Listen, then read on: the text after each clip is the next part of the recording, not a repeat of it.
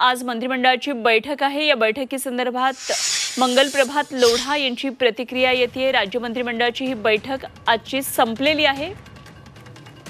महाराष्ट्रामध्ये जे नानो एंटरप्रेन्योर आहे त्यांच्या हँड होल्डिंग करणार आहे आणि त्यांचे काम पूर्वी पण सुरू होतं। आता ते मोठा स्तरावर ते कार्य पूर्ण महाराष्ट्रामध्ये त्यांचा टार्गेट आहे की या 1 वर्षामध्ये आमचा टार्गेट विभागाचा टार्गेट 1 लाख लोकांचा आहे।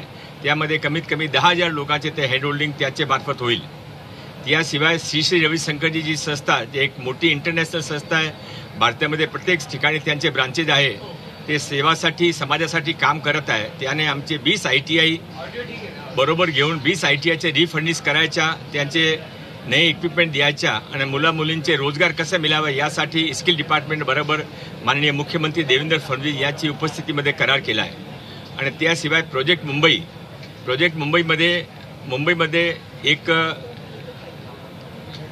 ITIने त्यांनी अपंग मुलासाठी अंध मुलासाठी यांच्यासाठी विशेष ITIचा कसा निर्माण करायचा असा त्याने सुरू केलेला आहे आणि त्याने जॉब पण ते देणार आहे। ITI मध्ये मुंबईचे आसपास जिथे मुलं मुली तिथे येतील त्याने शिकवायच्या, नंतर त्यांचे जॉबची व्यवस्था करायची। असा एक अभिनव 3 कार्यक्रम आज म्हणून मुख्यमंत्री माननीय देवेंद्र फडणवीस यांचे हस्ते स्किल डिपार्टमेंट मार्फत MOU झालेला आहे। सर, यामध्ये साधारणतः किती रोजगार निर्मिती होणार आहे? असं आहे की ते जे डे आसराचे आहे त्या डायरेक्टली ते जे रोजगार एंटरप्रेन्योर त्यांच्यासाठी आहे। श्री रविशंकरजी जे आहेत त्याने रोजगार निर्मितीमध्ये